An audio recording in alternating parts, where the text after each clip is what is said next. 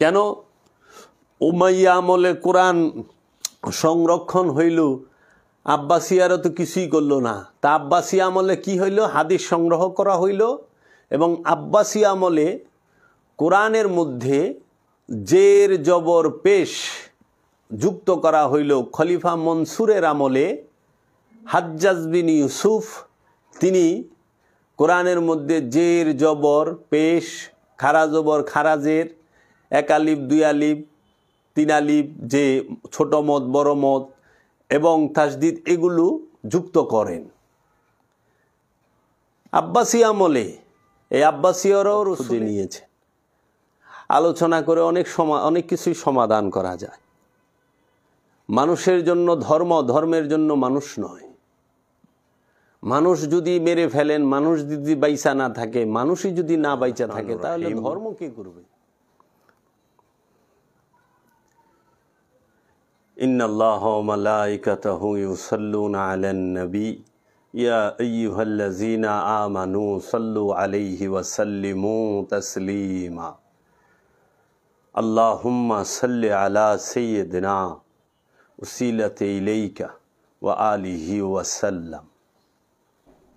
কুলনা ইয়া নারু কুনি বারদাও ওয়া সালামুন আলা ইব্রাহিম। ইয়া আল্লাহু ইয়া রহমানু ইয়া রহিমু ইয়া রাহমাতাল লিল আলামিন।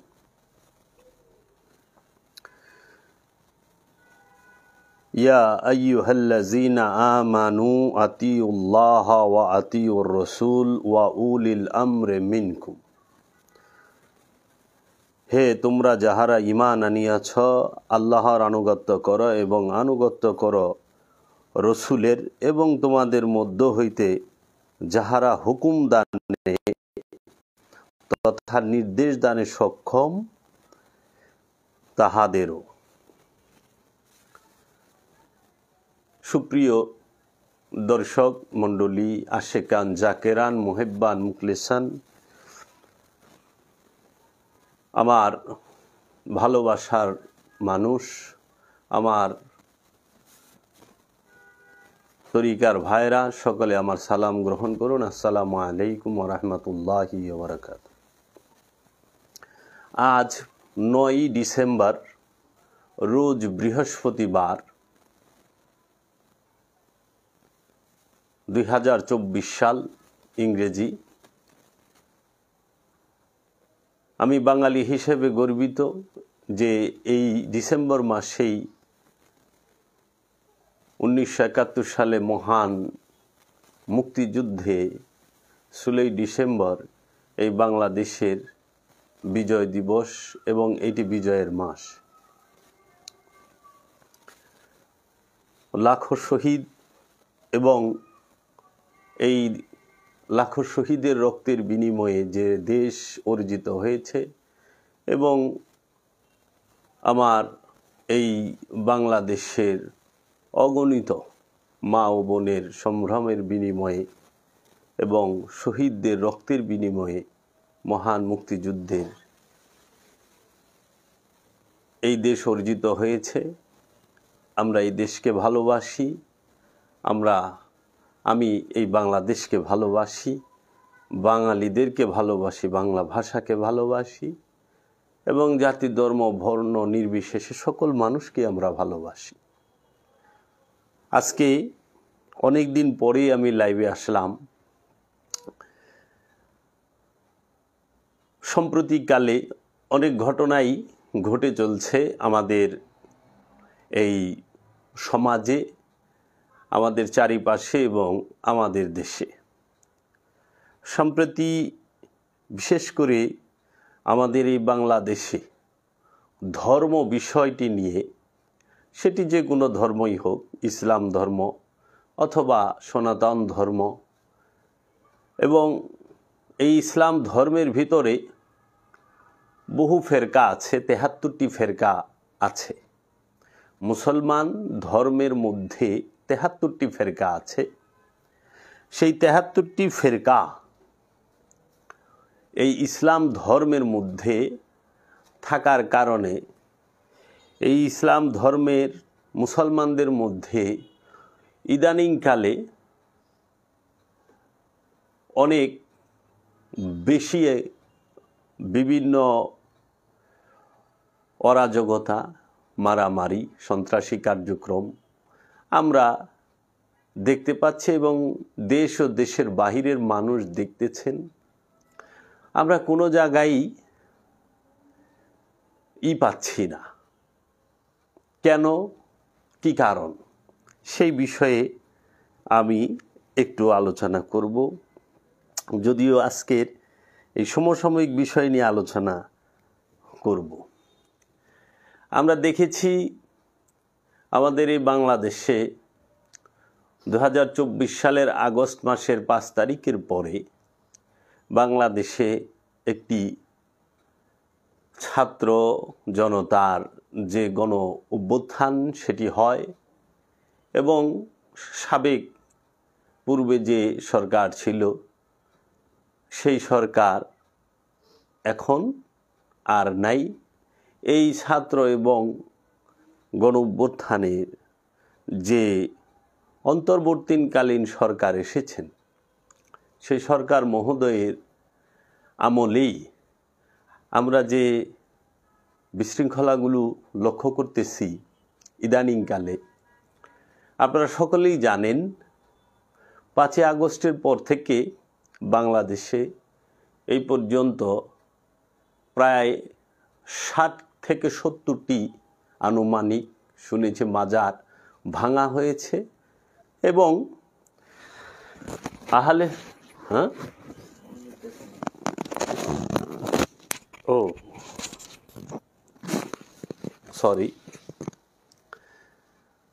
আহলে সুন্নাত ওয়াল জামাতের অনুসারীদের উপরে এবং সুফি, দরবেশ, ফকির, ওলি, আউলিয়ায়ে কেরাম, পীর, মাশায়েখদের দরবারে, খানকায় অতর্কিতভাবে, উদ্দেশ্যমূলকভাবে, পরিকল্পিতভাবে, বিভিন্নভাবে, বিভিন্ন অজুহাতে, বিভিন্ন প্রকার অজুহাত দিয়ে হামলা করা হচ্ছে এবং লুটপাট এবং অগ্নিসংযোগ এবং অনেক রকম অপকর্ম তারা ঘটিয়েছেন। এক শ্রেণীর মৌলবাদী ওয়াহাবি জঙ্গি গোষ্ঠী এরা, এবং হত্যা করতেও দ্বিধা করে নাই, হত্যাও হয়েছে।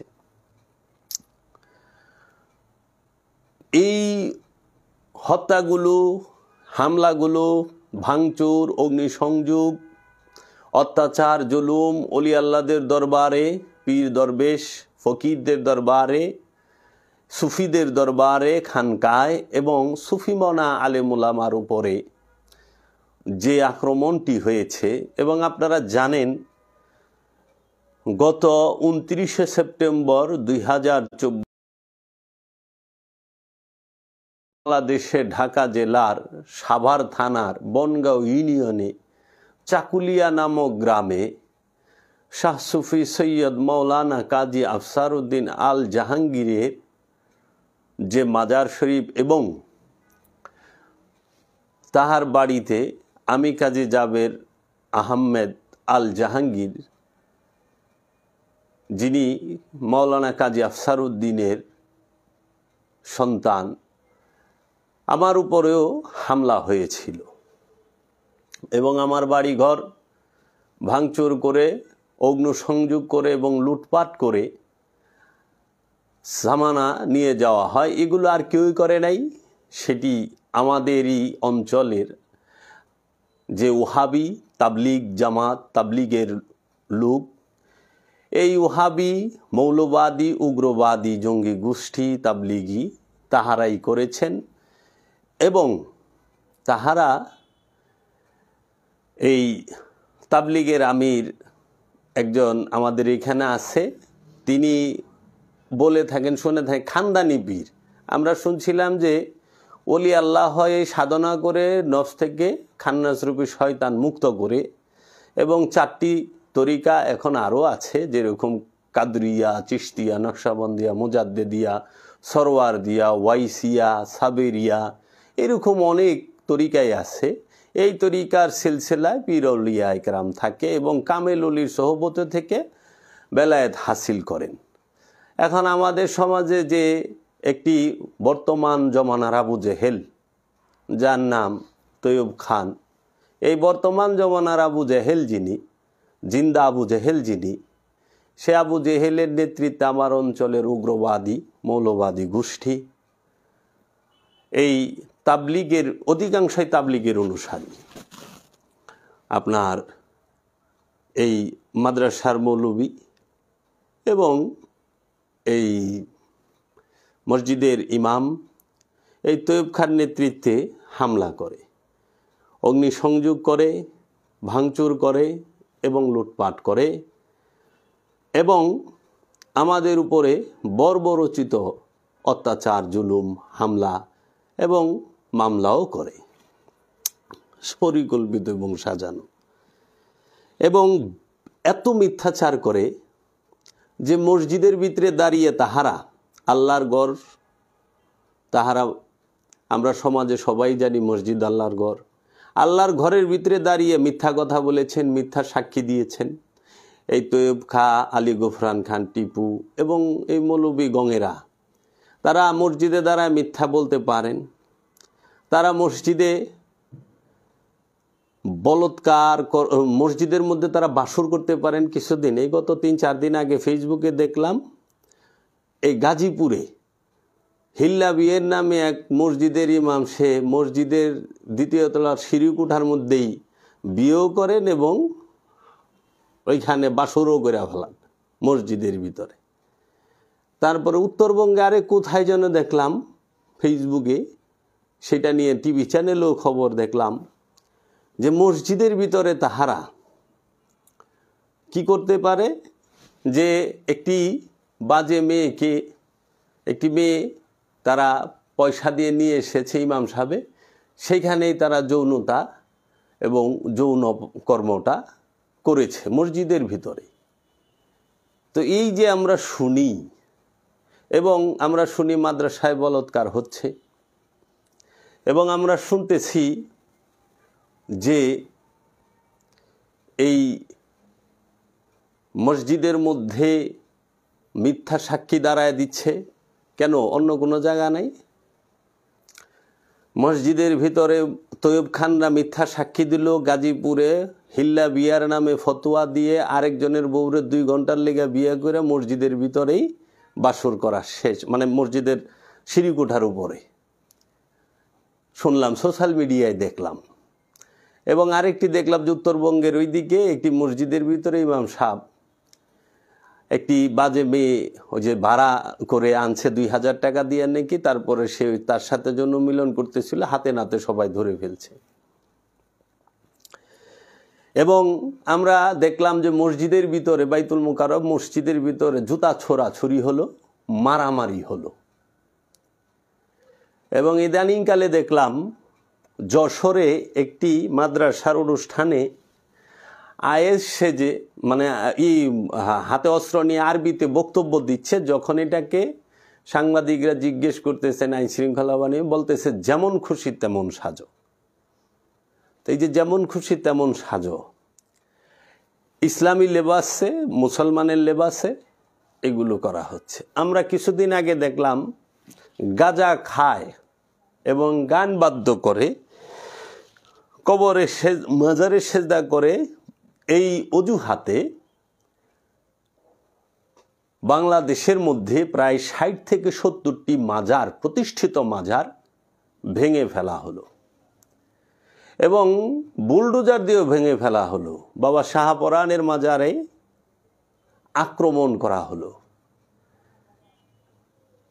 এই বাবা শাহজালাল ইয়ামানি, বাবা শাহপরান, তাদের দ্বারাই বাংলাদেশে ইসলাম এসেছে আজ থেকে 800 থেকে 850 বছর আগে।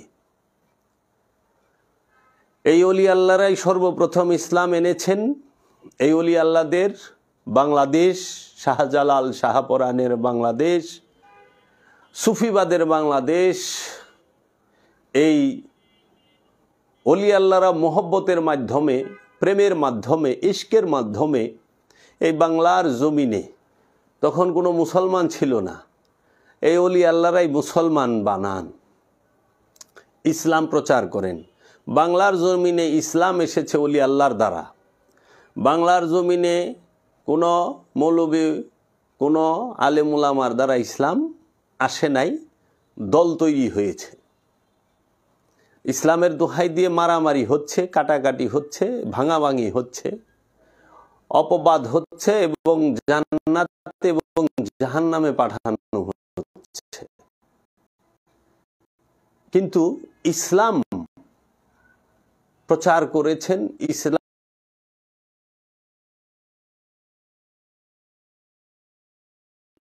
ইসলামকে এই বাংলার জমিনে নিয়ে এসেছেন এবং আল্লাহর ওলিদের কাছ থেকেই মুসলমান হয়েছে। আপনারা যদি একটু খেয়াল করেন, আপনারা দেখবেন যে বাংলাদেশে এই এমন এক দেশ, যেই দেশে ধর্মীয় সম্প্রীতি, ধর্মীয় সৌন্দর্যতা ভরপুর ছিল। এই দেশে মুসলমান, হিন্দু, বৌদ্ধ, খ্রিস্টান সবাই মিলেমিশে বসবাস করেছে, যার যার ধর্ম শেষে পালন করেছে এবং এটি সম্প্রীতির দেশ। বাংলাদেশের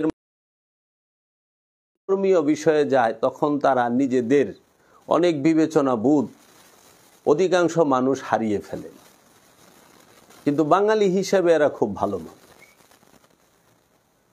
এখন উগ্রবাদ, মৌলবাদ সকল ধর্মেই আছে, শুধু যে ইসলাম ধর্মে মৌলবাদ, উগ্রবাদ তা না, সকল ধর্মের মধ্যেই উগ্রবাদ আছে, মৌলবাদ আছে। ধর্মীয় উগ্রবাদ, ধর্মীয় মৌলবাদ এটা থাকবে, প্রতিটা ধর্মেই আছে।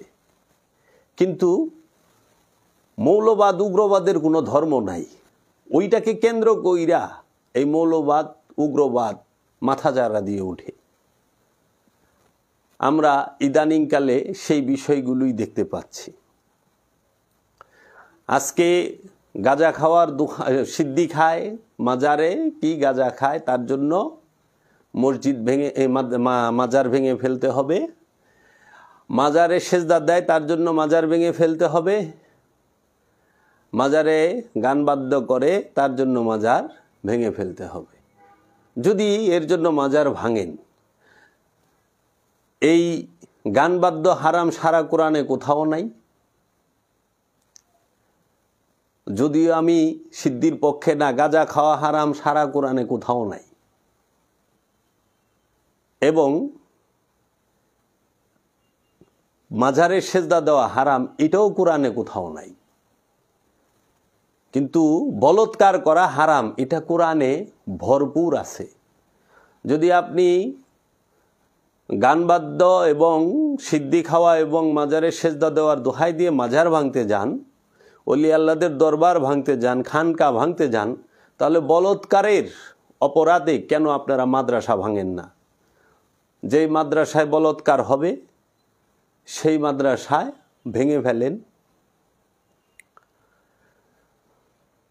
আপনারা এই যে আজকে যে কর্মগুলো হচ্ছে, মসজিদের ভিতরে যে হিল্লা দিয়ে অন্যের স্ত্রীকে 2 ঘন্টার জন্য বিবাহ করে তাকে যে তার সাথে বাসর করলো কিংবা যে শারীরিক সম্পর্ক করলো, সেটার বিরুদ্ধে একজন আলেমও কোনো বিবৃতি দিলেন না। কেন? আপনারা না সত্য বলেন, সত্যের কাণ্ডারি না বলে আপনারা শুধু আপনাদের বিপক্ষে বিরোধী যারা আছে তাদের বিরুদ্ধে বলেন। আজ পর্যন্ত কোনো আলেমকে দেখি নাই বলৎকারের বিরুদ্ধে একটা স্টেটমেন্ট দিতে। আজ পর্যন্ত কোনো আলেমকে দেখি নাই মসজিদের ভিতরে যে অপকর্মগুলো হয় সেই সম্পর্কে কথা বলতে। বলবেনই যখন সবই বলেন। আপনাদের পরমত সহিষ্ণুতা খুবই স্বল্প, যার জন্য আজকে মন্দির ভাঙেন, আপনারা মাজার ভাঙেন, আপনারা সুফিদেরকে অত্যাচার করেন। এটা যখন করা শেষ, এখন বিভিন্ন জায়গায় প্রতিরোধের মুখে পড়ছেন, এখন আপনারা নিজেরা লেগে গেছেন। খুবই দুঃখ লাগে, ইদানিংকালে আমরা দেখতে পাচ্ছি যে তাবলিগ জামাত, যে জামাতটি বাংলাদেশের অনেক মানুষ এই তাবলিগ জামাতে আসেন, তাবলিগ জামাতে যান, তাবলিগ করেন। তারা দিন প্রচারের জন্য, দিনের শিক্ষার জন্য দেশের ঘর ছেড়ে বিভিন্ন স্থানে সফর করেন। তো এত সুন্দর একটি স্থানকেও আজকে বিতর্কিত এবং প্রশ্নের মুখোমুখি করে ফেলতেছেন আপনারা নিজেরাই। কোরআনুল মাজিদে আল্লাহ বলতেছেন যে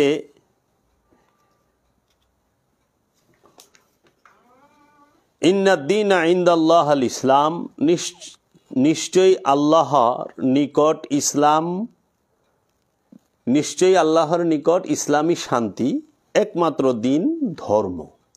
ইন্নাদ্দীনা ইনদাল্লাহিল ইসলাম, এটি সূরা আল ইমরানের 19 নম্বর আয়াত। তারপরে আল্লাহ রাব্বুল আলামিন বলতেছেন যে এই আয়াতটিতে, এটি একটি বড় আয়াত, এই আয়াতটিতে বলা হচ্ছে নিশ্চয়ই আল্লাহর নিকট ইসলামী শান্তির একমাত্র দিন, ধর্ম, এবং যাদেরকে কেতাব দেওয়া হইয়াছিল তাদের নিকট জ্ঞান আসিবার পরও অবাধ্যতা বশত তাহারা পরস্পরের মধ্যে মতানৈক্য করিল এবং কেহ কেহ আল্লাহর আয়াত নিদর্শনের সাথে কুফরি করিল। সুতরাং নিশ্চয়ই আল্লাহ হিসাব গ্রহণে দ্রুত।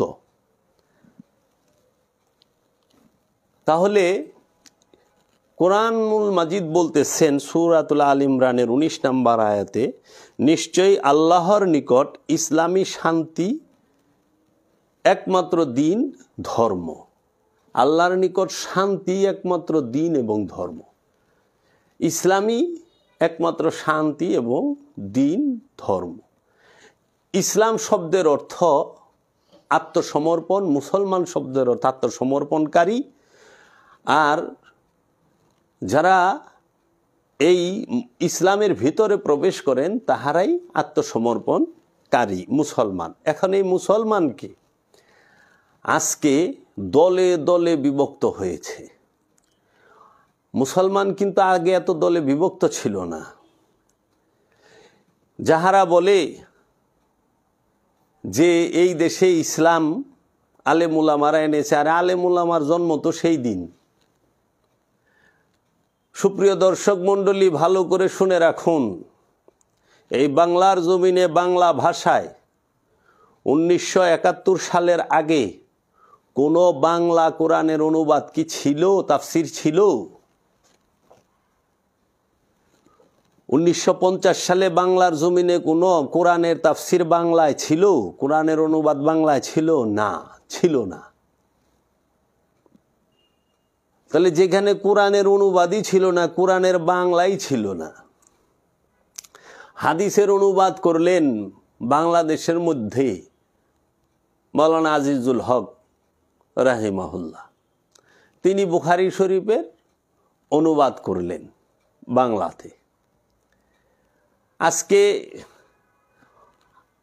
আজ থেকে 70 বছর আগে, 60 বছর আগে বাংলার জমিনে বাংলা ভাষায় কোনো কোরআনের তাফসির ছিল না, অনুবাদ ছিল না। বাংলা ভাষায় সর্বপ্রথম কোরআনের অনুবাদ যিনি করেন তিনি নৌসিন্দি, তিনি করেন, হিন্দু। তিনি করলেন বাংলায় কোরআনের অনুবাদ। হিয়া বড় বড় যারা আছেন আন্তর্জাতিক খ্যাতি সম্পন্ন, তারা কেউই করতে পারলেন না। কিন্তু ভাই গিরিশচন্দ্র সেনের ভুল ধরতে পেরেছেন। ভুল ধরা এটা স্বাভাবিক বিষয়, ভুল না ধরলে শিখব কোথা থেকে? আপনি আমার সমালোচনা করেন, অবশ্যই সেটা যেন গঠনমূলক হয়, শিক্ষণীয় হয়। কিন্তু গীবত করা এটা তো ইসলাম সমর্থন করে না। তা আমরা যদি দেখি যে ইসলামের ভিতরে প্রথম মারামারি ঝগড়াঝাটি হানাহানি কখন হয়? মুসলমানে। দেখেন, অলি আল্লাহদের মাজার কোনো ইহুদি খ্রিস্টান বৌদ্ধই ভাঙে নাই, কোনো হিন্দুরা ভাঙে নাই, কোনো ইস্কনেরা ভাঙে নাই। আল্লাহর অলিদের মাজার, সুফিদের মাজার, পীরাউলিয়ার মাজার, দরবেশদের মাজার ভেঙেছেন এ আলেম নামের জালেমরা, যারা নামে আলেম কিন্তু কর্ম জালিমের। এই জালেমেরা বাংলাদেশের অসংখ্য অলি আল্লাহর মাজার ভেঙেছে। কিছুদিন আগেও বাবা শাহপরানের মাজারে হামলা করেছেন এবং আপনার আমাদের বাংলাদেশের মধ্যে অনেক অলি আল্লাহর মাজার ভেঙেছেন এবং আমাদের উপরেও হামলা করেছেন। কেন? তারা যুক্তিতে কথায় এবং দলিল দস্তাবেজে পারে না। তারা হামলার পথ, মামলার পথ খুঁজে নিয়েছে। আলোচনা করে অনেক কিছুই সমাধান করা যায়। মানুষের জন্য ধর্ম, ধর্মের জন্য মানুষ নয়। মানুষ যদি মেরে ফেলেন, মানুষ যদি বাইচা না থাকে, মানুষই যদি না বাইচা থাকে, তাহলে ধর্ম কে করবে? আজকে ধর্মের দোহাই দিয়ে মানুষ হত্যা চলছে, নির্বিচারে মানুষ হত্যা হচ্ছে। কুবায়া মানুষরে কাইটা দোয়া করতেছে, আমরা দোয়া করে আল্লাহ যেন তারে জান্নাত দেয়। আরে ভাই, কুবায়া ভালা করে দিছেন, বেচারা জ্বলতে জ্বলতে দুঃখ কষ্টে ভুগতে ভুগতে মারা গেছে, আবার আপনি তার লেগে দোয়া করতেছেন জানি জান্নাত দিয়ে দেয়। এত গ্যারান্টি কোথায় পেলেন? নিরপরাধ মানুষগুলোকে আমরা দেখলাম যে মারা হচ্ছে। আমি আজকে আপনাদের সামনে কিছু বিষয় তুলে ধরব দালিলিকভাবে। আজকে বাংলাদেশের মধ্যে তাবলিগ জামাত নিয়ে মারামারি হচ্ছে, বাইরের মানুষের সাথে না, তাবলিগি। যখনই একটি দল বড় হয় এবং ওই দলের মূল যখন চলে যায়, তখনই সেখানে ফাটল ধরে। আল্লাহর রসুল পৃথিবী থেকে পর্দা গ্রহণের পরে মাওলা আলী ওয়াজহুকে আল্লাহর রসুল পৃথিবীতে থাকা অবস্থায় গাদিরে খুমে মাওলায়াত দান করেন, খলিফা ঘোষণা করেন এবং মাওলায়াত দান। এই মাওলা আলী তিনি হচ্ছেন রসুলের নূরের খলিফা। রসুলের যারা আওলা, রসুলকে যারা মহব্বত করে, যাদের জান থেকে বেশি, তাদের মাওলাই হচ্ছে মাওলা আলী। যারা রসুলের, আল্লাহর রসুল মুহাম্মদ মুস্তাফা সাল্লাল্লাহু আলাইহি ওয়াসাল্লামের অনুসারী এবং অনুসরণকারী সাহাবী এবং উম্মত, তাদেরকে আল্লাহর রসুল বললেন, মান কুনতু মাওলাহু ফাহাজা আলিউন মাওলাহু, আমি যার মাওলা এই আলীও তার মাওলা। এই মাওলা আলীকে খেলাফত দান করলেন মহানবী, মাওলায়াত দান করলেন মহানবী। কোথায়? গাদিরে খুমে। কবে? বিদায় হজের পরে 18ই জিলহজ। বিদায় হজ হয় 10ই জিলহজে। 18ই জিলহজে গাদিরে খুমে আল্লাহর রসুল মাওলা আলীকে খেলাফত দান করেন। আল্লাহর রসুলের ইন্তেকালের পরে, ওফাতের পরে আমরা খলিফাতুল মুসলিমিন পাইলাম আবু বকর সিদ্দিক রাদিয়াল্লাহু তাআলা আনহুকে প্রথম, হযরত ওমরকে, হযরত উসমানকে, মাওলা আলী কারামাল্লাহু ওয়াজহুকে এবং মাওলা হাসানকে এবং আমিরে মুআবিয়াকে। এখন কথা হইল, এই খেলাফতেরও দুইটা দিক, কারণ প্রতিটা বিষয়ের দুইটা দিক আছে। প্রতিটা বিষয়ের দুইটা দিক, একটি জাহের, একটি বাতেন, একটি মূল, একটি রূপক, একটি হাকিকি, একটি মেজাজি, একটি জাত, একটি সেফাত, একটি মূল, একটি গুণাবলী। খেলাফতেরও দুইটা দিক। একটি হইল যে নূরের রাজ্যের খেলাফত, মারেফতের রাজ্যের খেলাফত, তসৌফের রাজ্যের খেলাফত, এলমে সিনার খেলাফত। এলমে লাদুনির খেলাফত। এই এলমে লাদুন্নি, এলমে সিনা এবং এই নূরের রাজ্যের, রেসালাতের রাজ্যের, বেলায়েতের রাজ্যের, আবদিয়াতের রাজ্যের, এই তৌহিদ রাজ্যের যে খেলাফত, সেটি আল্লাহর রসুল নিজে দান করে যান মাওলা আলী করমল্লাহু ওয়াজহুকে। আর রসুলের ইন্তেকালের পরে মক্কার কুরাইশগণ এবং মদিনার আনসারগণ তাহারা মিলে রাষ্ট্র পরিচালনার জন্য হেজাজে মক্কা, হেজাজে মদিনা, তায়েফ, নাজরান, এই সমস্ত জিদ্দা, এই সমস্ত অঞ্চলকে পরিচালনা করার জন্য জনগণ একজন খলিফা মনোনীত করেন, নির্বাচিত করেন। বকর সিদ্দিক হচ্ছে মানুষের ভোটে নির্বাচিত খলিফা, জনগণের ভোটে নির্বাচিত খলিফা, সরদারদের ভোটে নির্বাচিত খলিফা রাষ্ট্র পরিচালনার জন্য। আর মাওলা আলী করমল্লাহু ওয়াজহু হচ্ছেন মহানবী মুহাম্মদ সাল্লাল্লাহু আলাইহি ওয়াসাল্লামের একমাত্র মনোনীত খলিফা, হৃদয় রাজ্যের, এলমে তাসাউফ রাজ্যের, এলমে লাদুনির রাজ্যের, এলমে সিনা, এলমে কলবুল ইলমের রাজ্যের।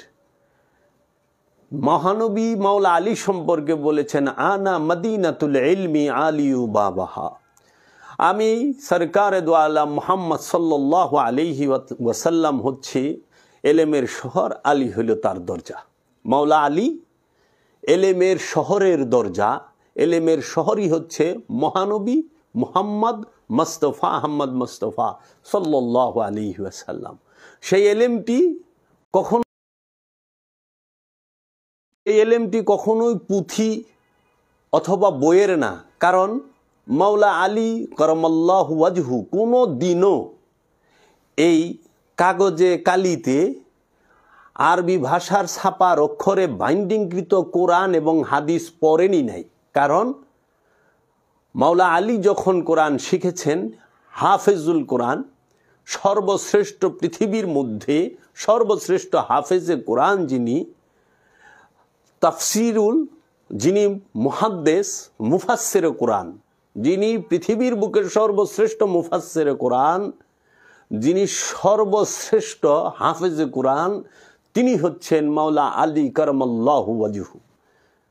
মাওলা আলী করমল্লাহু ওয়াজহু কোনোদিন ছাপার অক্ষরের বাইন্ডিংকৃত আরবি ভাষার লেখার কোনো বই পড়েন নাই, কোনো হাদিসের কিতাবও পড়েন নাই। তিনি কি কিতাব পড়েছেন? আল্লাহর নূরি কিতাব, যেই কিতাব মুত্তাকির জন্য হেদায়েত। মাওলা আলী কোন কোরআন পাঠ করেছেন, স্পর্শ করেছেন? নূরি কোরআনকে, যেই কোরআন পবিত্র হওয়া ছাড়া স্পর্শ করা যায় না, যেই কোরআন হেদায়েত মানব জাতির জন্য, যেই কোরআন নাজিল হয়েছে রবের তরফ হইতে আল্লাহর রসুলের, সেই কোরআনকে অনুসরণ করেছেন, কোরআনকে পাঠ করেছেন, কোরআনকে হিফজ করেছেন, তাফসির করেছেন মাওলা আলী করমল্লাহু ওয়াজহু।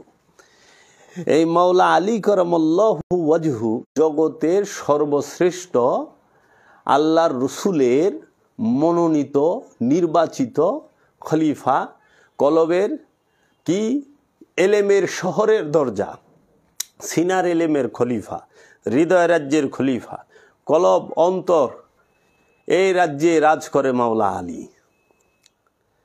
আর এই দুনিয়ার রাষ্ট্র পরিচালনা, রাষ্ট্র মেরামত, জনগণের সেবা যাহাই করান, এই জনগণের নির্বাচিত, মনোনীত এবং মক্কার কুরাইশদের এবং মদিনার আনসারদের যে সরদারদের মনোনীত খলিফা হচ্ছেন হযরত আবু বকর সিদ্দিক রাদিয়াল্লাহু তাআলা আনহু।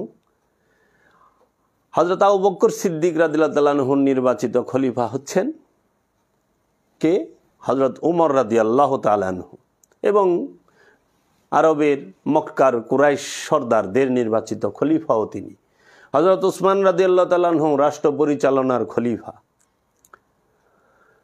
দেশ এবং দেশের জনগণের যে উন্নয়ন এবং তাদের শাসন ব্যবস্থার পরিচালনার খলিফা তাহারা। তো কাজেই খলিফাও দুই প্রকার, একটি হৃদয় রাজ্যের, একটি জনগণের, রাষ্ট্রের এবং রাষ্ট্র সংস্কার মেরামত এবং রাষ্ট্রের ভালো মন্দ দেখা এবং জনগণের সেবা করা, সেটার খলিফা। যখনই আমরা এই দুইটাকে এক করে ফেলব তখনই বিভ্রান্তি তৈরি হবে। তা আজকে মাওলা আলী থেকে যে খলিফারা আসছেন তাহাদেরকে ওলি আল্লাহ বলা হয়, পীর ফকির বলা হয়, দরবেশ বলা হয়, সুফি বলা হয়। তারা কখনো রাজনীতিতে যায় না, তারা রাজনীতি করে না। মাওলা আলী করমল্লাহু ওয়াজহুকেও একটি সময় মক্কা এবং মদিনার জনগণ মিলে তাহাকেও রাষ্ট্র পরিচালনার জন্য নিযুক্ত হওয়ার অনুরোধ করেছেন এবং নিযুক্ত হয়েছিলেন মাওলা আলী এবং মাওলা হাসান হয়েছিলেন। সবচেয়ে বড় বিষয় কি, দ্বন্দ্বটা কবে থেকে আসে? দ্বন্দ্বটা আসে যখন মাওলা হাসানের খেলাফতের পরে আমিরে মুয়াবিয়ার হাতে ক্ষমতা যায়। তখন আমিরে মুয়াবিয়া কি করে, এই ক্ষমতাকে চিরস্থায়ী করার জন্য তার বংশের মধ্যে, তার নাসালের মধ্যে এবং তার খানদানের মধ্যে, এই উমাইয়া পরিবারের মধ্যে এই আবু সুফিয়ান এবং মুয়াবিয়ার বংশধরের ভিতরে চিরস্থায়ী করার জন্য, উমাইয়াদের মধ্যে ক্ষমতাটাকে চিরস্থায়ী করার জন্য সে এই খেলাফত প্রথাকে সরাইয়া রাজকীয় প্রথা চালু করেন, রাজতন্ত্র চালু করেন। সর্বপ্রথম রাজা উমাইয়া বংশের তিনি হচ্ছেন এই আমিরে মুয়াবিয়া। এই আমিরে মুয়াবিয়াই তার সময় এবং অনেক ঘটনা থেকে, অনেক বিজ্ঞ আলেম উলামায়ে কেরামদের থেকে জানা যায় যে যত গুপ্ত হত্যা এবং উনার আমলেই সবচেয়ে বেশি হত্যা হয়েছে। এবং আমিরে মুয়াবিয়ার আমলেই মুসলমানে এবং সাহাবিতে মারামারি যুদ্ধ হয়েছে। অন্য কোনো আমলে যুদ্ধ সাহাবি করে নাই। যেরকম জঙ্গে জামালের যুদ্ধ, সিফিনের যুদ্ধ, নাহওয়ানের যুদ্ধ, এই সিফিনের যুদ্ধে মাওলা আলীর বিরুদ্ধে দাঁড়ায় আমির মুয়াবিয়া। মাওলা আলীর বিরুদ্ধে 2টা যুদ্ধ করেন এবং সেই যুদ্ধে জলিলুল কদর সাহাবায়ে কেরাম শহীদ হন। হযরত সালমান ফারসি মাওলা আলীর পক্ষে ছিলেন, আবু যর গিফারি মাওলা আলীর পক্ষে ছিলেন, ওয়াইস আল কারনি মাওলা আলীর পক্ষে ছিলেন এবং তারা সবাই শাহাদাত বরণ করে। এবং ইতিহাস থেকে জানা যায়, শোনা যায় যে আমিরে মুয়াবিয়ার চক্রান্তেই আমিরে মুয়াবিয়া এবং তার যে ঘনিষ্ঠ এবং আপন চাচতো ভাই মারওয়ান বিন হাকাম, তার প্ররোচনায় এবং তাদের ষড়যন্ত্রেই এই উম্মুল মুমিনিন মা আয়েশা রাদিয়াল্লাহু তাআলা আনহুকে শহীদ করা হয়। অনেক মুসলমান জানেও না মা আয়েশা যে শহীদ হয়েছে। আমাদের দেশের আলেমরা মা আয়েশার ফজিলত এবং হাদিস বর্ণনা করেন, কিন্তু মা আয়েশা রাদিয়াল্লাহু তাআলা আনহু যে শাহাদাত বরণ করেছেন এবং তাকে হত্যার পিছনে এই মারওয়ান এবং মুয়াবিয়ার যে ষড়যন্ত্র ছিল সেটি কেউ প্রকাশ করে না। সব দিকে একটা মহল মুয়াবিয়াকে খুব বাঁচাতে চায়। কেন? অজ্ঞাত কারণ জানি না। তারা বলে আবার সত্যবাদী। তো সত্য বলুম, সমস্যা কি? আমার তো কাউরে জাহান্নামে ফালানোর দরকার নাই, কারো ঠেলা জান্নাতে দেওয়ানোর দরকার নাই। যে যা করছে আমি সেটা বলুম। ন্যায় অন্যায় বিচার শাস্তি এটা তো আল্লাহ রাব্বুল আলামিন দিবে, কিন্তু কে কি করছে সেটা বলার অধিকার কি মানুষ হিসাবে, মুসলমান হিসাবে নাই? আর আমি যদি ভুল বলে থাকি আপনি আমাকে দলিল দস্তাবেজ দিয়ে বুঝিয়ে দেন যে না ভাই আপনি যে তথ্য বলছেন এটা এইভাবে না এইভাবে, এটা ভুল অমুক না। তখন কারণ মবিয়া ইমানের কোনো পার্ট না। ইমানের পার্ট হচ্ছে আল্লাহর রসুল এবং আল্লাহ রব্বুল আলামিন, আল্লাহ রব্বুল আলামিনের কিতাব, সমস্ত নবীগণ এবং কিয়ামত দিবস এবং ফেরেশতা সমূহ এবং নবীর বংশধর, ইমানের পার্ট। তো এখন এই মবিয়ার আমল থেকেই শুরু হয় রাজতন্ত্র, এবং মবিয়ার আমলেই 70,000 মসজিদ নির্মাণ হয়। 70,000 মসজিদে রাজকীয়ভাবে ইমাম নিয়োগ দিয়ে আওলাদের রসুলদের উপরে, মাওলা আলীর উপরে এবং মাওলা আলীর পরিবার এবং রসুলের পরিবার এবং রসুলের পরিবারের উপরে 70 বছর লানত বর্ষণ করা হয়, গালিগালাজ করা হয় মসজিদের মিম্বরে দাঁড়িয়ে। ইতিহাস, ঐতিহাসিকগণ বলে থাকেন মবিয়া ষড়যন্ত্রমূলক করে তার ছেলে ইয়াজিদকে তারপরে কি করেন, দামেস্কের মসনদে বসান। যেই দামেস্কের মসনদ আজ বর্তমান সিরিয়ার রাজধানী দামেস্ক কিছুদিন আগে বিদ্রোহীরা দখল করল। সেই সিরিয়ার রাজধানী দামেস্কে বসান। সেই রাজধানীতে যে বসেন তিনি, সেইখানে বসে তিনি সর্বপ্রথমই তার যে কাজগুলো সেগুলো হইল যে বিভিন্ন প্রকার হত্যা। আমিরে মবিয়া এবং আমিরে মবিয়ার চাচতো ভাই আবুল হেকাম, তার ষড়যন্ত্রে আবু বকর সিদ্দিক রাদিয়াল্লাহু তাআলা আনহুর বড় ছেলে মুহাম্মদ বিন আবু বকরকে শহীদ করা হয়। ইসলামে মধ্যে এত পরিমাণ হত্যা হয়েছে এবং ইসলামের মূল ব্যক্তিত্বকে, মহানবীর কন্যা মা ফাতেমাকে শহীদ করা হয়েছে। ইহুদি বৌদ্ধ খ্রিস্টানরা করে নাই, মুসলমান নামধারী সাহাবীরা এবং সঙ্গীরাই করেছে। মাওলা তারপরে হযরত আবু বকর সিদ্দিক, তিনি ন্যাচারাল প্রকৃতির নিয়মে ইন্তেকাল করছেন। তারপরেই হযরত ওমর রাদিয়াল্লাহু তাআলা আনহুকে শহীদ করা হয়েছে। আমরা ইতিহাস থেকে জানতে পারি হযরত আবু বকর সিদ্দিকের বড় ছেলে মুহাম্মদ বিন আবু বকর, তিনি এই শাহাদাতের সাথে জড়িত। এবং হযরত উমরকে শহীদ করা হয়, হযরত উসমানকে শহীদ করা হয়, মাওলা আলী কারামাল্লাহু ওয়াজহুকে শহীদ করা হয় আব্দুর রহমান ইবনে মুলজেমের দ্বারা।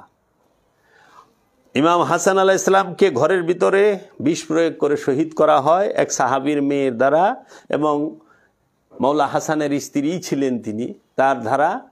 এবং এই মবিয়াগণদের ষড়যন্ত্রেই শহীদ হয়। সত্য উন্মোচিত হবে, গবেষণা করেন, সত্য ঢাকতে পারবে না কেউ। সত্য তার আপন শক্তি নিয়ে উদ্ভব হবে।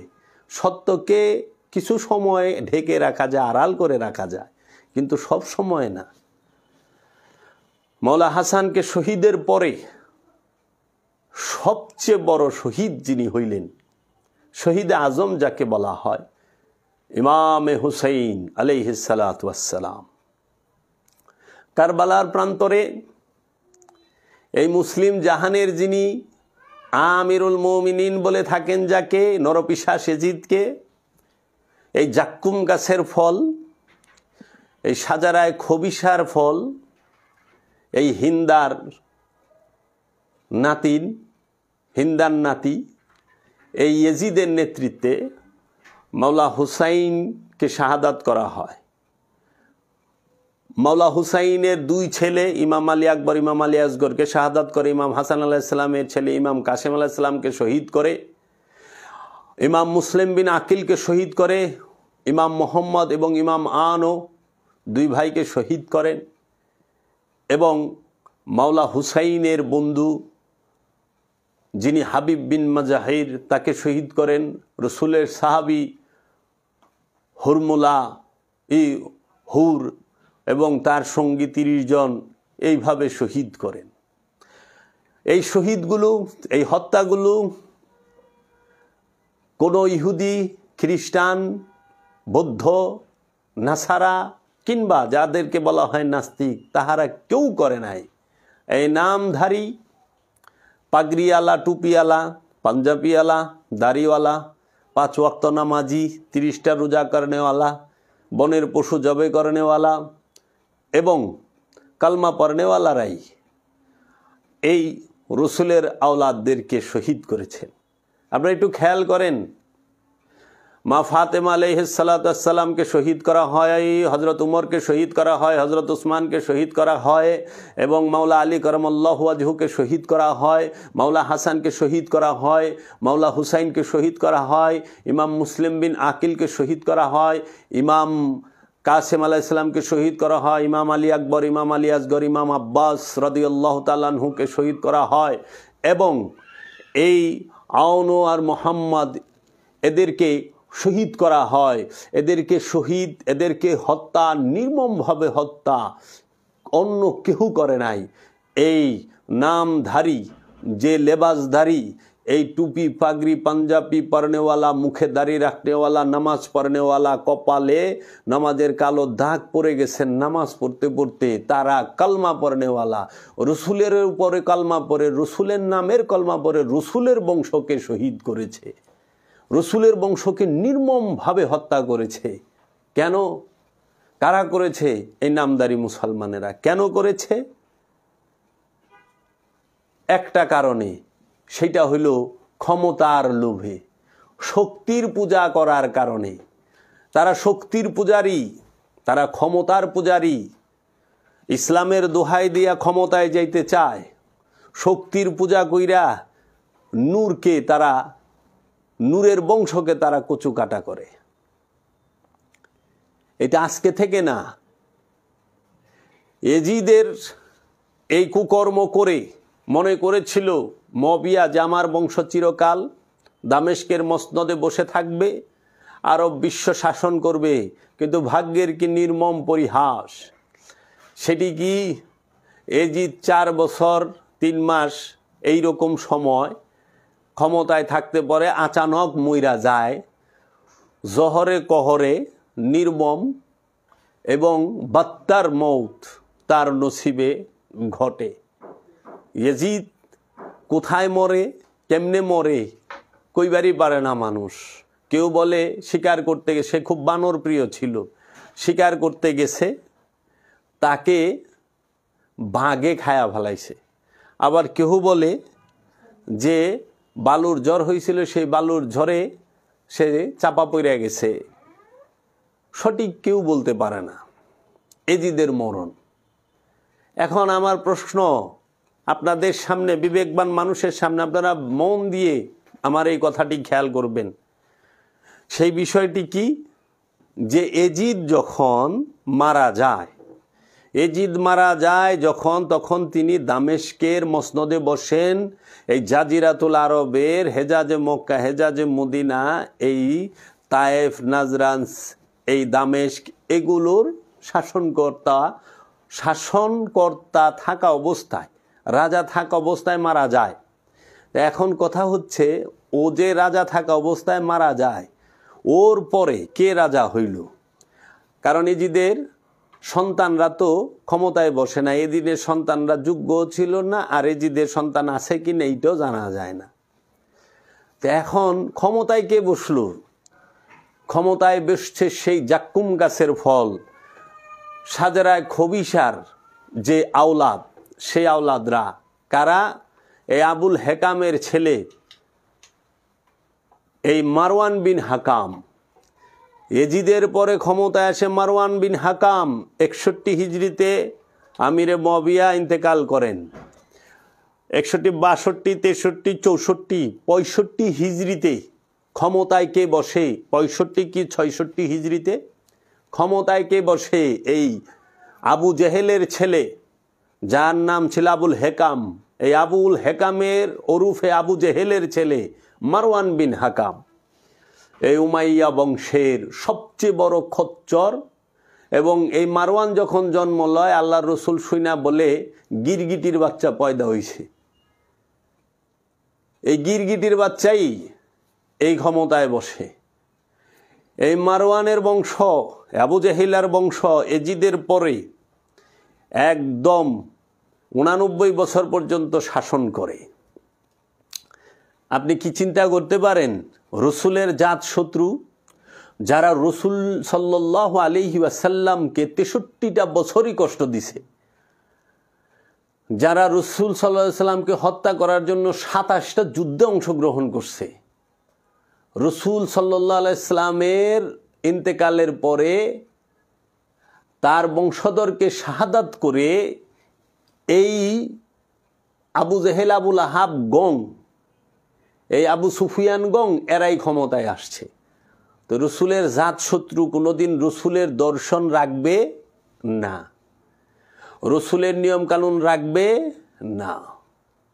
তাই এই আবু জেহেল গং, আবু সুফিয়ান গং তারা কোনোদিনও দায়মি সলাত স্বীকার করে না, যে দায়মি সলাতের কথা কোরআনুল মাজিদ স্পষ্ট আছে। তাহারা আমিত্বের কুরবানির কথা বলে না, তাহারা এলমে তাসাউফের যে শিক্ষা, সেই শিক্ষাকে বাতিল বলে, সিনার এলেমকে বাতিল বলে। নাউজুবিল্লাহি মিন যালিক। এই রসুল বিরোধীরা তারা কি করলো? কোরআনকে আড়াল করার জন্য এই আব্বাসী আমলে তারা এই রসুলের ইন্তেকালের 250 থেকে 300 বছর পরে আব্বাসীয় রাজাদের দ্বারা নিযুক্ত লোক নিয়ে তারা হাদিস লেখা শুরু করলো। কেন? উমাইয়া আমলে কোরআন সংরক্ষণ হইল, আব্বাসিয়ারও তো কিছুই করলো না। তা আব্বাসী আমলে কি হইল? হাদিস সংগ্রহ করা হইল, এবং আব্বাসী আমলে কোরআনের মধ্যে জের জবর পেশ যুক্ত করা হইল। খলিফা মনসুরের আমলে হাজ্জাজ বিন ইউসুফ তিনি কোরআনের মধ্যে জের জবর পেশ, খারা জবর খারাজের, 1 আলিফ 2 আলিফ 3 আলিফ, যে ছোট মত বড় মত এবং তাসদিদ, এগুলো যুক্ত করেন। আব্বাসী আমলে এই আব্বাসীয়রাও রসুলের চাচার বংশ, আব্বাসিয়ার উমাইয়াদের থেকে রসুলের নিকটবর্তী। এই মারামারি, খুনাখানি এবং ক্ষমতা দখল, এটা ইসলামের ইতিহাসের নতুন কিছু নয়। সেইখান থেকে আব্বাসিয়ারা, উমাইয়ারা, আব্বাসিয়ারা 508 বছর ক্ষমতায় রইলেন, উমাইয়ারা 89 বছর ক্ষমতায় রইলেন।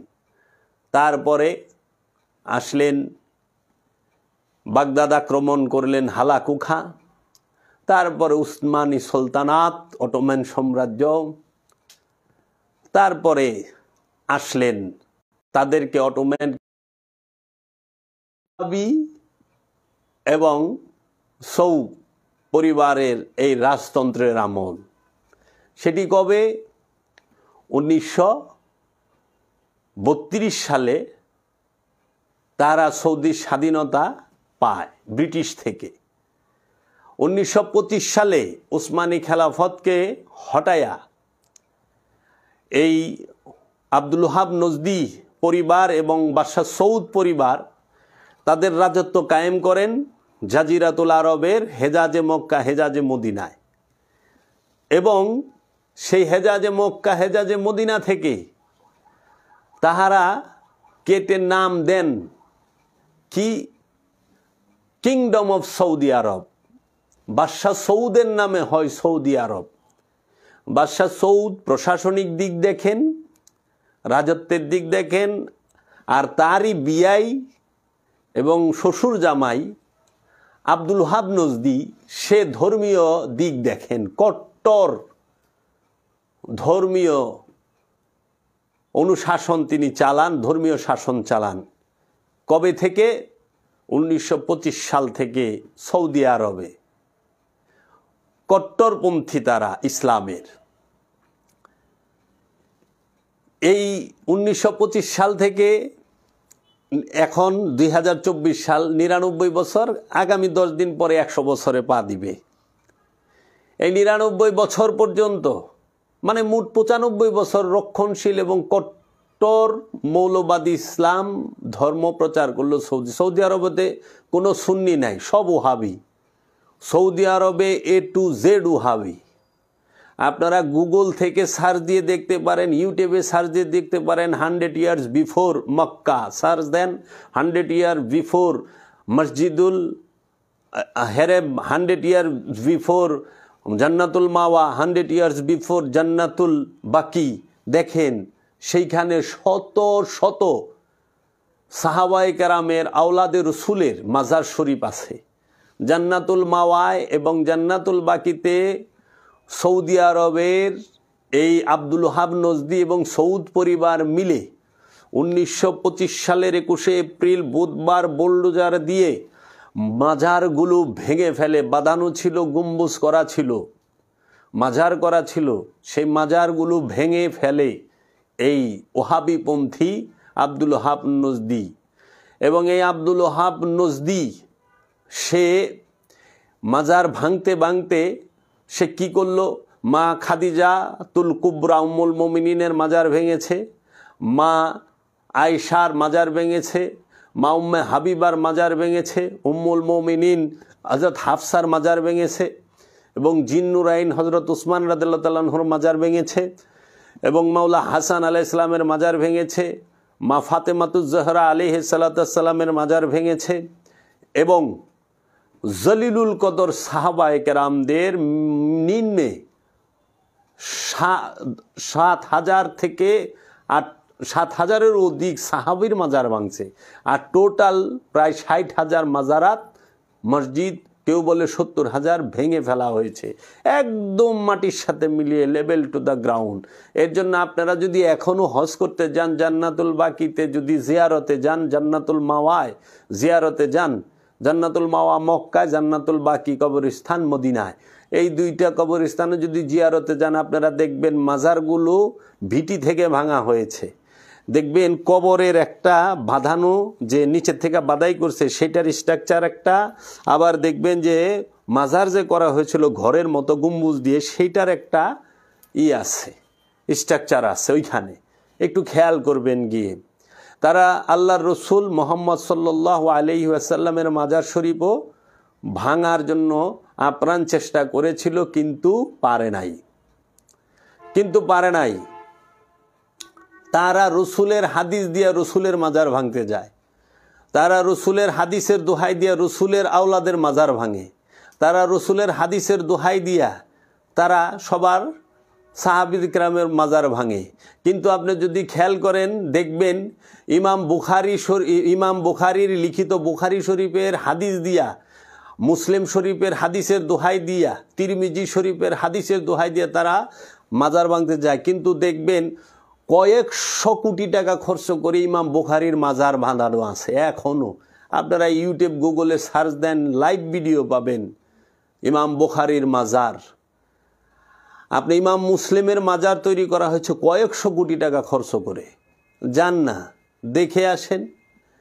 তাইলে যাদের মাজারে, যাদের কিতাবের দোহাই দিয়া আপনি, যেই রসুলের হাদিসের দোহাই দিয়ে আপনারা মাজার ভাঙতে চান, যে কিতাব লেখছে ইমাম বুখারী তার মাজার আছে, যে কিতাব লেখছে ইমাম মুসলিম তার মাজার আছে, যে কিতাব লেখছে ইমাম শাফির মাজার আছে, ইমাম হাম্বলের মাজার আছে, ইমাম আবু হানিফা রাদিয়াল্লাহু তাআলা আনহুর মাজার আছে। আল্লাহ রসুলের মাজার ভাঙতে যান রসুলের হাদিসের দোহাই দিয়া, আপনারা ওলি আল্লাহর মাজার ভাঙতে চান হাদিসের দোহাই দিয়া। অনেক মৌলবী ওয়াজ করে, ওহাবি ওয়াজ করে, অনেক ওহাবি ওয়াজ করে, সৌদি আরবে পীর নাই, সৌদি আরবে মাজার নাই, সৌদি আরবে থেকে এলাম, মাজার দেখলাম না, পীর দেখলাম না, কোরআনে পীরের কথা কই আছে, কোরআনে তো পীর নাই। বাবা, কোরআনে পীর থাকবো কই থেকে? পীর শব্দটা ফার্সি, ফার্সি শব্দ তো আরবি কোরআনে থাকবে না। পীরের আরবি হলো ওলি, আউলিয়া, ফকির, এইভাবে ডাকা হয়েছে, মুর্শিদ এইভাবে ডাকা হয়েছে। তো ওলির কথা কোরআনে আছে, মুর্শিদের কথা কোরআনে আছে, আউলিয়ার কথা কোরআনে আছে, ফকিরের কথা কোরআনে আছে, পীরের কথা কোরআনে থাকবে না, কারণ পীর ফার্সি।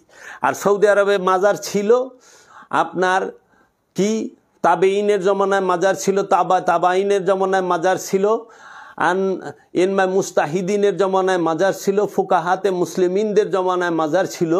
শুধু এই ওহাবির জমানায় মাজার নাই, মাজার তো সব সময় ছিল। মাজার শিরিক বেদাত তো হইল আব্দুল ওহাব নজদির কাছে। মাজার শিরিক বেদাত আল্লাহর রসুলের কাছেও না, আল্লাহর হাবিবের কাছেও না, আবার আমাদের দেশে যে এই ওলিয়া উলিয়া আছে তাদের কাছেও না। এটা হলো ওহাবির কাছে মাজার শিরিক বেদাত। কেন? ওহাবি মাজার থাকলে ওলি থাকলে ধরা খায়া যায়। এই যে সত্য বইলা দিব, এই যে যেরকম আমি বলছি, এখন আমাদের বাংলাদেশের মৌলবী মুন্সি এই ওহাবিরা দোহাই দেয়, মাজারে সেজদা করা হয়, মাজারে গাঁজা খাওয়া হয়, মাজারে গান গাওয়া হয়, এর জন্য মাজার ভেঙে ফেলো, খানকা ভেঙে ফেলো, পীর আউলিয়ার দরবার ভেঙে ফেলো। এখন তাদের কাছে প্রশ্ন, সৌদি আরবে 60,000 মাজার যে ভাঙলেন 1925 সালের 25শে এপ্রিল বুধবার, আপনারা যে এই সৌদি আর বাদশা সৌদ পরিবার ভাঙলো, এই কট্টরপন্থীরা ভাঙলো, যে মাজার ভাঙলেন, সেই সময় ওইখানে তো কেউ মাজারে সেজদা দেয় নাই, ওইখানে তো কেউ মাজারে গাঁজা খায় নাই, ওইখানে তো কেউ মাজারে পালা গান গাওয়ায় নাই, ওইখানে কোনো বয়াতি মেয়ে বয়াতিরা গান গাইছে না। তাহলে কি কারণে মাজারগুলো ভাঙলেন? প্রশ্নের উত্তর দিতে পারবেন না।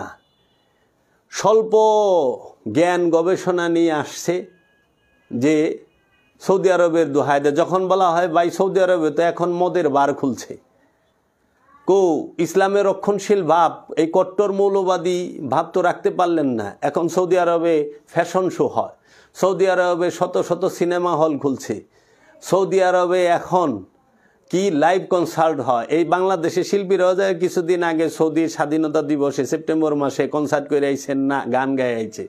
সৌদি আরবে অনেক সারা বিশ্বের সমস্ত ফিল্ম চলে, সৌদি আরবে গির্জা হইছে, সৌদি আরবে সিনেমা হল হয়েছে, সৌদি আরবে মদের বার হয়েছে, সৌদি আরবে এখন ফ্যাশন শো হয়।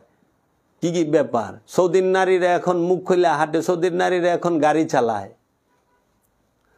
মৌলবী সাহেবরা বেদাত শিরিক দেখেন না? এই যে যারা নাকি বড় বড় শায়েক, ওহাবি শায়েকরা আজ পর্যন্ত বললো না এটা ভুল। এটা যত বেদাত দেখে বাংলাদেশে, যত দেখে অলি আল্লাহর দরবারে, ওইদিকে দেখেন না বার খুলছেন কেন সৌদির মতো রাষ্ট্রে, মদের বার। একটু অপেক্ষা করেন, আগামী 5 বছর পরে আরো অনেক কিছু দেখতে পাবেন আপনারা, আশা রাখি। এখন আসি এইখানে কেন এই গন্ডগোলটা হইল বাংলার জমিনে। বাংলার জমিনে যে এই 1925 সালে ওহাবি যখন ক্ষমতায় আসে, সেই ওহাবি মতাদর্শকে অনুসরণ করে 1926 সালে ভারতের মেওয়াতে দেওবন্দের আলেম মাওলানা ইলিয়াস সাহারানপুরি হাত ধরেই তাবলিগ জামাত শুরু হয়। তাবলিগের যে কার্যক্রম সেটা শুরু হয় দেওবন্দ মাদ্রাসার আলেম। তিনি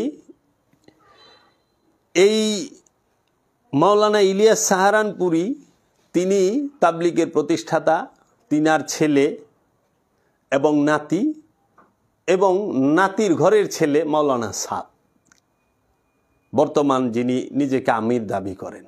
মানে মাওলানা সাদের বড় বাবার নাম হচ্ছে মাওলানা ইলিয়াস সাহারানপুরি। মাওলানা ইলিয়াস সাহারানপুরির ডাইরেক্ট ব্লাড, তাবলিগের প্রতিষ্ঠাতার ডাইরেক্ট রক্তের বংশ হচ্ছে মাওলানা সাদ। এই মাওলানা সাদ তিনি কিছুদিন আগে কিছু বক্তব্য দিয়েছেন যেগুলো আলেম সমাজের কাছে ভালো লাগে নাই, বিব্রতকর লেগেছেন। তার মধ্যে তিনি বলেছেন যে সমস্ত আলেমরা কিংবা নামাজিরা ক্যামেরার মোবাইল পকেটে নিলে নামাজ হবে না। এই যে ক্যামেরাওয়ালা মোবাইল, অ্যান্ড্রয়েড মোবাইল পকেটে নিয়ে নামাজ পড়লে নামাজ হবে না। আর যে আলেমগণ ক্যামেরাওয়ালা মোবাইলকে জায়েজ বলে তারা গাদা। এই সমস্ত কথা মাওলানা সাদ এই কথাটা বলেছেন। এইটা আলেম সমাজ ভালোভাবে নেয়, কিন্তু নেয় নাই। কিন্তু এখানে একটা প্রশ্ন থাকে, এই আলেম সমাজই বলে ছবি তোলা হারাম, ছবি তুললে হাবিয়া দুজকে যাইবেন না কোন দুজকে যাইবেন, জাহান্নামী সোজা করে দেয়। এবং ছবি যেই ঘরে টাঙানো থাকবে সেই ঘরে রহমতের ফেরেশতা ঢুকবে না। টিভি আর ছবি যে ঘরে আছে সেই ঘরে ফেরেশতা ঢোকে না ঝোলানো থাকলে। এখন এই নিয়ে আমি অনেক গালিগালাজ খেয়েছি, আমার 14 গোষ্ঠী উদ্ধার হয়েছে। এই সমস্ত যারা শুকনো মগজের অধিকারী তাদের মগজটা শুকায় গেছে গা। এই শুকনা মগজের অধিকারীরা বলে হাতে টাচ মোবাইল নিয়ে, ক্যামেরাওয়ালা মোবাইল হাতে রেখে এবং ফেসবুক প্রোফাইলে নিজের ছবি দিয়ে, তাহারা নিজেকেও ছবি দিয়ে ওয়াজের থাম্বেল বানায়া ইউটিউবে ওয়াজ চালায়, ফেসবুকে ওয়াজ চালায়, কিন্তু তারা ফতোয়া দেয়। আমাকেও গালি দিছে যে তোর মাথার উপরে ছবিকে, আমার পীর ও মুর্শিদ কেবলা বাবা জাহাঙ্গীরের ছবি মোবারক আমার মাথার উপরে রেখেছিলাম, অনেক গালিগালাজ সইতে হয়েছে আমাকে। তো ছবি রাখা যেখানে হারাম, ছবির থেকে ডেঞ্জারাস তো ক্যামেরা। তো ক্যামেরা রাখা যায় কেমনে? তো উনি তো কথাটা অযৌক্তিক বলেছেন কি না আপনারা একটু গবেষণা করেন, সেটা আলোচনার মাধ্যমে সমাধান করেন। কিন্তু এই যে মারামারি হানাহানি, সেটা তো উচিত না। এখন ক্যামেরাওয়ালা মোবাইল যাহারা ব্যবহার করে তাহারা এই মোবাইলটি ভিডিও করার জন্যই ব্যবহার করে, ছবি তোলার জন্যই ব্যবহার করে, নইলে এই ক্যামেরাওয়ালা মোবাইলের অন্য কোনো প্রয়োজন নাই। গান বাজনা হারাম, গান বাজনা করলে পরে উরসের মধ্যে ওহাবি মৌলবীরা যা বাধা দেয়, বাইরে ভাঙচুর করে, কিন্তু তারা গান বাজনার যে মূল সেন্টার, বেতার কেন্দ্র, ওখানে কোনো দিনও যায় না। কারণ জানে সরকার পুলিশ দিয়ে পিটাইব, যাতে মাতাল তালে ঠিক। তারা ছবি তোলা হারাম কে কইছে? এই আব্বাসীয়, এই উমাইয়া রাজবংশের এই হাদিস, টুকাইনা হাদিস দিয়া মুসলমানকে এই ব্রিটিশের চক্রান্তে উমাইয়া আব্বাসিয়া রাজবংশ জ্ঞান, বিজ্ঞান, প্রযুক্তি, টেকনোলজি থেকে শত শত বছর পাউছাইয়া দিছে। কারণ জিওলজি যে গবেষণা করা হয়, জিওলজি সাবজেক্টটা, যে প্রাণী জগৎ সম্পর্কে যদি আপনি জানতে চান, অবশ্যই আপনার ছবি লাগবে। কারণ বাঘের সামনে যায় আপনি সামনে সন্তানরা বাঘ চিনাইতে পারবেন না, বাঘের ছবি দিয়ে বাঘ চিনাইবেন। এবং চিকিৎসা বিজ্ঞানে যদি আপনি গবেষণা করতে যান, প্রাণীদেরকে চিনাইতে হইলে প্রাণীর ছবি লাগবে। এই চিকিৎসা বিজ্ঞান থেকে মুসলমানরা অনেক দূরে সরাই দিছে এই ওহাবি এবং ব্রিটিশরা মিলা। কি জাহান্নামের যাইবা এই ফতোয়া দিয়া আর হাদিসের দোহাই দিয়া। আজকে দেখেন বাংলাদেশে একজন আলেম যখন ওয়াজ করে, তার সামনে কতটি ক্যামেরা থাকে, আর একটা নায়ক নায়িকার সামনে কয়টা ক্যামেরা থাকে। তো মৌলানা সাহেব কি কইতে পারে না, হ্যাঁ ভাই ক্যামেরা হারাম, ছবি তুলবেন না, ভিডিও করবেন না, এগুলো হারাম কাজ, এগুলো করেন না, এগুলো ইসলামে নাই? না, এরা দিয়ে আরো ফোন করে আমি আজকে উত্তরবঙ্গে যাইতেছি, জয়সরে, আপনি আইসা পড়েন। এই তাদের ওয়াজকে ভাইরাল করছে ইউটিউবাররা, এই ফেসবুকাররা, তারা করছে। আর সবচেয়ে আশ্চর্যের বিষয় তো এই যে ওখানে মসজিদের ভিতরে ক্যামেরা সেট করে লইছে নামাজের সময়। এখন মৌলানা সাহেব নামাজ পড়তেছে, আমি সৌদি আরবে থেকে আইছি, লাইভ দেখাইতেছে। দেখেন ক্যামেরা না ধরলে লাইভ দেখান কেমনি? তো ক্যামেরা তো মসজিদে ঢুকছে, কাবা শরীফে ঢুকছে, ক্যামেরা সব জায়গায় ঢুকছে। কোন জায়গায় না ঢুকছে? পকেটে ঢুকছে, ঘরে ঢুকছে, বাড়িতে ঢুকছে, অফিসে ঢুকছে। এখন পোলাপান ক্যামেরা মোবাইল ছাড়া ভাতও খায় না, খাওয়ানোর ভিতরেও ঢুকে গেছে এটা। আর আপনাদের এই ফতুয়ার কারণে আজকে মুসলমানরা কত পিছায়া। আপনারাই ফতুয়া দিছেন কি? আপনারা ফতুয়া দিছেন ইংলিশ পড়া যাবে না, ইংলিশ পড়া হারাম, ইংলিশ পড়লে হাবিয়া দুজকে যাইবা। এই 60 নলের মৌলবী কারি ইব্রাহিম এই ফতুয়া দিছে, এবং তার লিখিত একটা কিতাব আছে, সেটার নামও আমি বইলা দিছি এক আলোচনায়। ওই কিতাবের মধ্যে লেখা, ওই কিতাবও আমার হাতে আছে। ওনার ওয়াজ যারা শুনছে তারা তো ইংরেজি পড়ায় নাই পোলাপান রে, ওনারে যারা ফলো করছে। এখন মৌলানা সাহেবরা টাস টাস ইংলিশ কয়, আরবির থেকে ইংলিশ এখন বেশি কয় মৌলানা সাহেবরা। এখন বাংলা স্টাইলে বাংলা কয় না, আঞ্চলিক বাংলা বলে না, এখন ইংরেজি স্টাইলেও বাংলা কয়।